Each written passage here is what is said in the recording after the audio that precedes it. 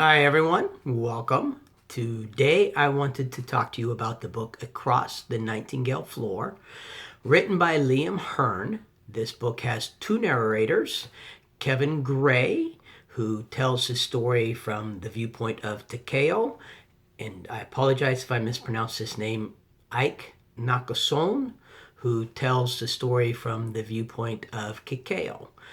This is a story that is set in feudal Japan. It is not a historical fiction per se. There are elements that would not be historically accurate. It's definitely fictional. Takeo, who it follows two storylines, but it really felt to me like Takeo was the main focus of the book, and Kikeo was a very important secondary focus of the book. Takeo is a young boy who is raised in the mountains by a religious sect called the Hidden. They are a persecuted group. As a young teenage boy, elements come into play to drive him away from his village. He is taken in and adopted, and his identity switches from being a young village mountain boy to all of a sudden he has to convert and learn how to be a lord in feudal Japan, a lord within a warrior class. And feudal Japan, anyone who knows anything about feudal Japan knows they have different classes, and historically they did. And the warrior class was one of the highest classes. But then it goes beyond that, because it is discovered that he has special powers. These special powers mark him as coming from a group known as the tribe. So now he has three identities within himself. He has the Hidden, he has the Lord, and he has the tribe. The book does a really, in my opinion, good job of picking the right mixture of his internal, kind of dialogues and debates within these three identities without overdoing it. It is not a fast-moving story at all. That being said, it does not feel like a slow-paced story either. You don't have any of those moments where you're sitting there going, oh, come on, please, what's coming next? I'm done with this.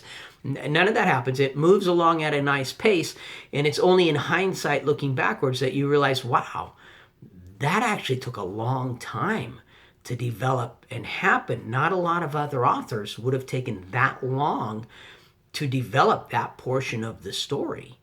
So it never feels like it's moving slowly. But in hindsight, looking backwards, you realize, oh, this is not a very fast-paced story.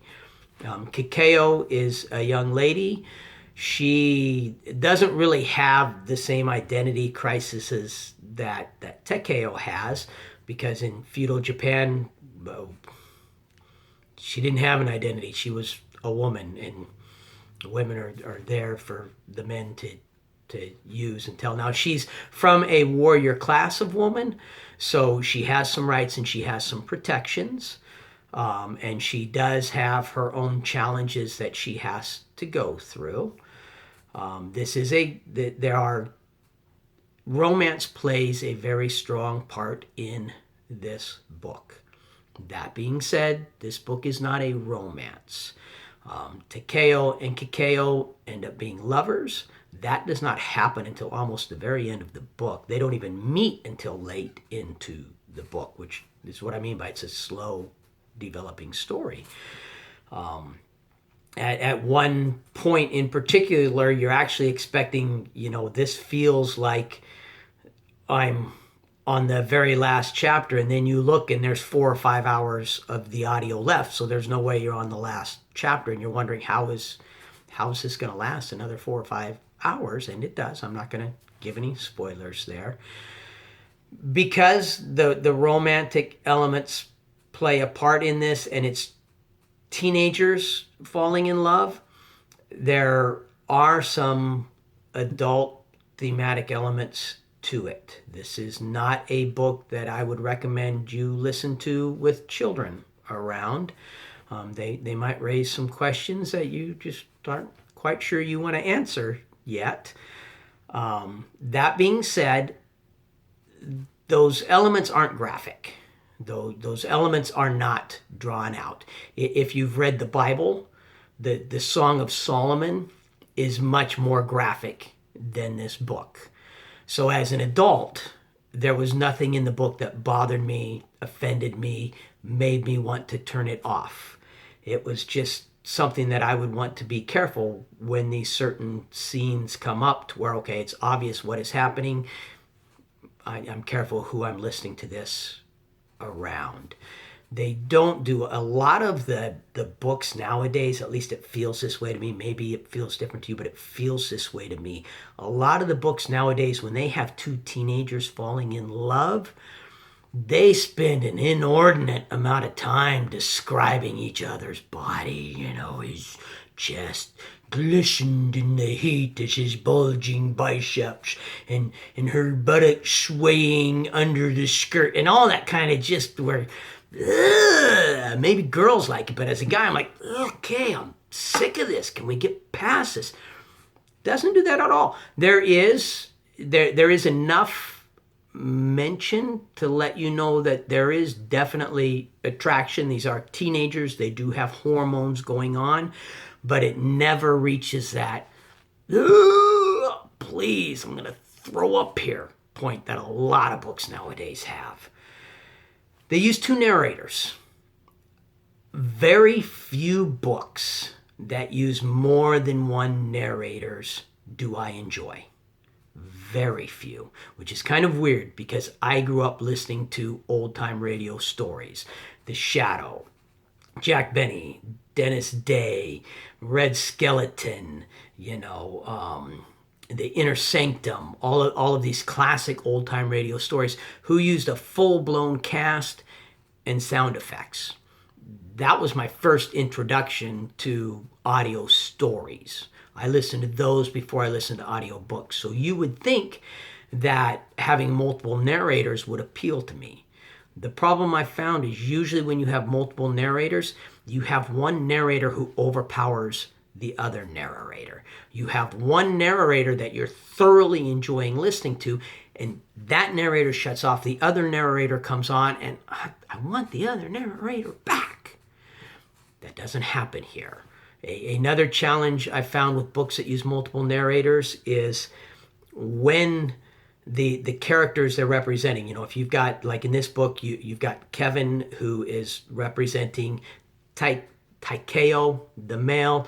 You have, once again, I apologize if I mispronounce your name, Ike, who is representing the female Kikeo. When their stories cross, you end up, now this is not this book, this is most books that use multiple narrators. When their stories cross, you end up with a point to where their perspectives cross. And the perspective is, this guy's been telling the male perspective, this lady's been telling the female perspective.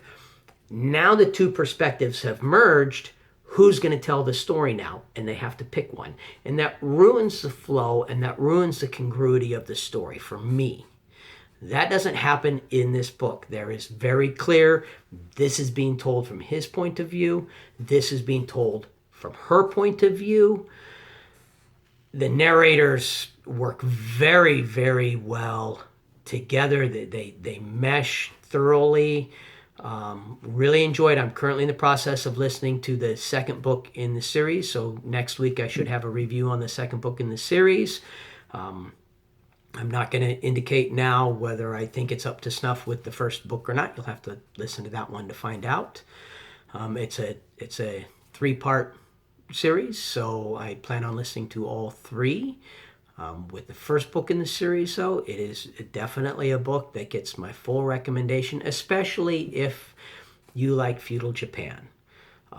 especially if you like that kind of historical perspective. And even though the author does bring what I will call magical elements, they're not magical in the sense of witches and wizards and warlocks and dragons and goblins and gnomes. None of that. There's just some special powers that certain people have that is indicative of who they belong with that you would not have in real life. It's mild enough that you still get that genuine, authentic, feudal Japan feel to the story. So if you like historical fiction based in feudal Japan, even though I do not believe this is supposed to be a historical fiction, it has that feel to it. It actually has me wanting to go to my history books and look it up and see, hey, was this character actually a character from feudal Japan? Did the 5 countries exist? These different clans, did they actually exist within feudal Japan? Good book, recommend it, and I really hope you all have a wonderful day. Thank you. Once again, any comments, any feedback, anything I can do better, much appreciated.